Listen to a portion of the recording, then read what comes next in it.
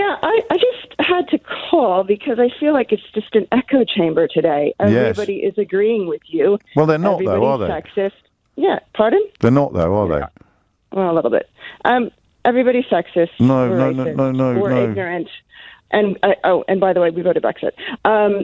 But what I want to say is, I think in the beginning we all embraced her, and exactly. Sorry, you've misunderstood. No, let me finish. The Queen was the one who, we all embraced her. I thought, she's a breath of fresh air. She's different. So what changed? The anti-Kate. I tell you what. When you cherry pick articles about the baby bump, which is just stupid clickbait. I mean, that's what the press does. They do stupid clickbait. And where do you get your information about the royal family from? It's that. We read it. Do I dislike Meghan because she held her bump? No, I don't care. No, but if you're not getting your information from the newspapers, where are you getting it from? Meaning what? About the royal family. I still read the papers. Right. Like, what are you asking? What I'm saying is that you are claiming that she's bullied. Meghan is bullied. Have we forgotten that Camilla Parker Bowles went through the exact same thing, if not worse? She was pilloried. She was the Rottweiler. Camilla Parker Bowles was perceived as breaking up Prince Charles and Diana's marriage. Pardon? Camilla Parker Bowles was. My point being.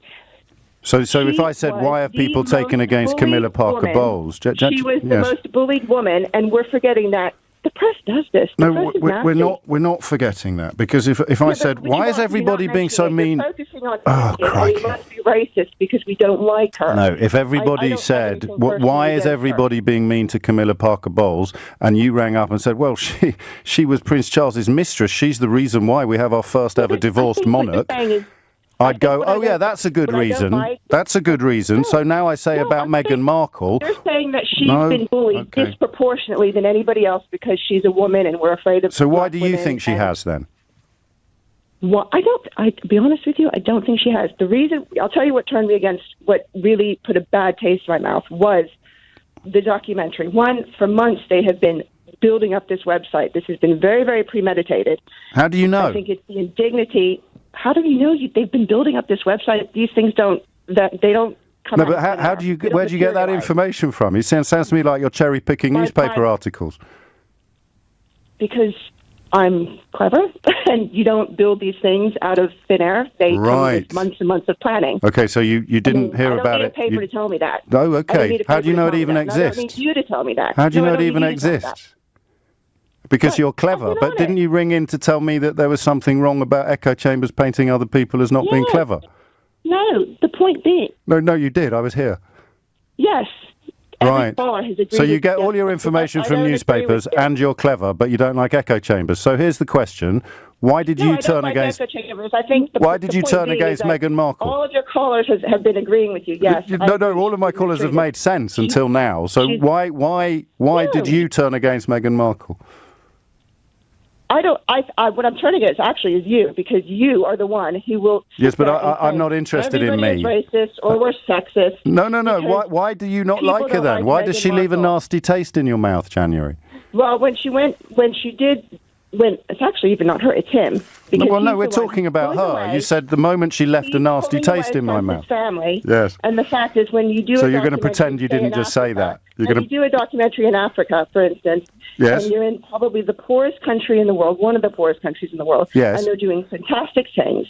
And they have such great reception. Everybody was applauding the trip. It was a success. And then they do a documentary, and what do they talk about? They talk about themselves. And I find that really undignified. It's just, they were claiming how, you know what? So when they're asked questions about themselves, what should they say? I don't think they shouldn't have said anything. Welcome back. Here to shed light on the truth and celebrate the inspiring journey of Prince Harry and Duchess Meghan. As the Bible reminds us in Matthew 7:16, you will know them by their fruits. Harry and Meghan's fruits speak of compassion, resilience and courage. Today we dive deep into the misconceptions, biases and baseless negativity often hurled at this remarkable couple. Together, let's separate facts from fiction and rise above the noise. Don't forget to subscribe, share and show your love. Let's spread positivity. James O'Brien recently confronted a caller who claimed she had grown weary of Meghan Markle. But as the conversation unfolded, her reasoning became a tangled web of contradictions. The caller started by lamenting what she perceived as an echo chamber of support for Meghan. Yet, as James probed further, it became clear her views were rooted in little more than tabloid rhetoric. She admitted to cherry-picking headlines, particularly around Meghan holding her baby bump, a classic example of how the media spins harmless actions into absurd controversies. James pressed her on where she gets her information, and unsurprisingly, it came down to newspapers, yes, the very outlets that have profited from fabricating drama about the Sussexes. O'Brien's ability to dissect the caller's arguments laid bare a deeper issue. The manufactured outrage surrounding Harry and Meghan isn't rooted in logic. When asked why she turned against Meghan, her reasoning was weak at best. She cited the Sussexes' documentary during their tour of Africa as undignified because it featured them addressing personal struggles. Let's pause for a moment. The caller seemed upset that Meghan and Harry spoke about their mental health, a topic that affects millions worldwide in the context of their public roles. Ironically, the same critics who demand stoicism from the Sussexes would applaud vulnerability from others. Why is this? Could it be because Meghan and Harry challenged traditional expectations of royals by being unapologetically authentic? Now, let's talk about the documentary itself. While highlighting vital work in Africa, Harry and Meghan also addressed the toll relentless media scrutiny has taken on their lives. Some, like this caller, found that offensive. But why shouldn't they share their experiences? Are they not allowed to be human? The notion that royals should endure suffering in silence belongs in the past. And let's not forget the double standard. When other royals have faced adversity, think Camilla Parker Bowles or even Prince Charles, their narratives were eventually softened, even romanticized. Why is it different for Meghan? The answer, though uncomfortable for some, lies in a combination of racism, sexism, and a resistance to change. Meghan represents a break from tradition, and her critics can't handle it. This clip perfectly captures the flawed logic behind much of the anti-Sussex rhetoric. People project their biases onto Meghan while struggling to explain their disdain in coherent terms. It's a phenomenon fueled by a toxic media environment determined to pit the Sussexes against the monarchy. Here's the truth.